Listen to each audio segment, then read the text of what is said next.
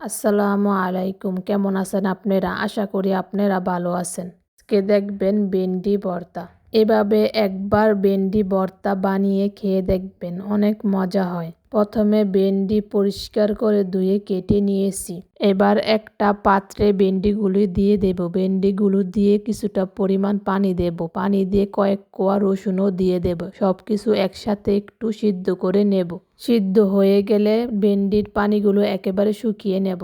এবার নামিয়ে নেব। একটি কড়াইতে কিছুটা সরিষার তেল দিয়ে শুকনো মরিচগুলো একটু মুচমুচে করে ভেজে নেব। শুকনো মরিচগুলো ভাজা হলে নামিয়ে নেব। নামানোর পর কিছুটা পরিমাণ লবণ দিয়ে দেব। লবণ দেওয়া হলে শুকনো মরিচগুলো ভালো করে একটু গুঁড়ো করে নেব। এবার বেশ কিছুটা পরিমাণ পেঁয়াজ দিয়ে দেব। পেঁয়াজগুলো দিয়ে আবার একটু ডলে নিয়ে সরিষার তেল দিয়ে দেব। সরিষার তেল দেওয়া হলে এবার রসুনের কোয়াগুলো আর ভেন্ডিগুলো আগে থেকে সিদ্ধ করা সব কিছু একসাথে আবার একটু ঢলে মিশিয়ে নেব। ভর্তা তৈরি। ভর্তাটা অনেক সুস্বাদু হয়েছে, খেতেও অনেক মজা হয়েছে। যে বাটনাতে ভর্তাটা বানিয়েছি সেই বাটনাতে আমি খেতে বসে পড়েছি।